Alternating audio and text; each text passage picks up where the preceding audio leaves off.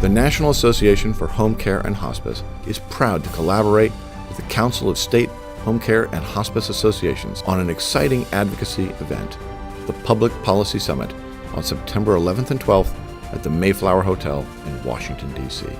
For over 30 years, the National Association for Home Care and Hospice has brought home care and hospice advocates to Washington, D.C. to speak to their members of Congress on behalf of millions of patients and providers. It is so important for members of Congress to hear from their constituents, actual patients and providers who can educate them about the benefits that only come from home health and hospice. The Public Policy Summit will help bring that message back to Washington during the heat of an election season.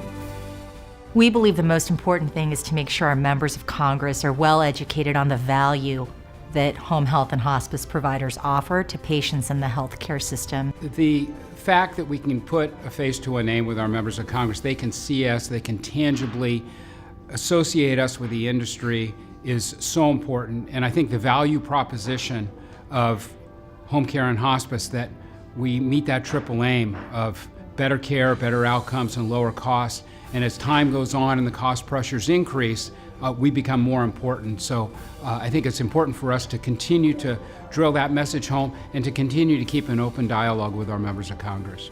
Did the NAC policy briefing prepare you to meet with your congressional representatives? It did. There's just so much to know. So to have it synthesized in a way where you know what are the top important things, that's always beneficial. And I think the briefing we had yesterday afternoon, really helped, solidify those main points that we want to get across. It was helpful. The NAC policy team, I think, did a good job of communicating to us. Take all this information, synthesize it as you think it's best fit for your members of Congress, and then talk to them about it.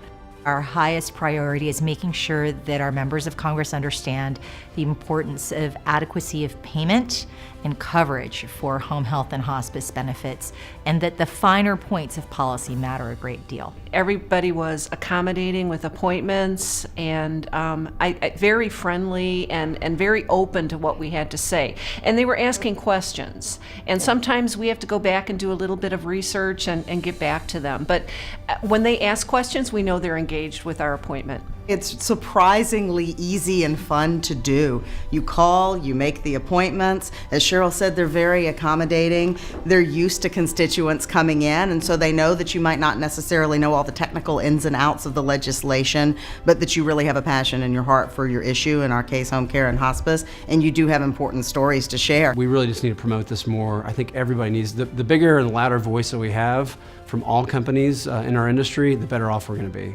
Will we see you back in Washington to advocate for home health and hospice? Yes, of course.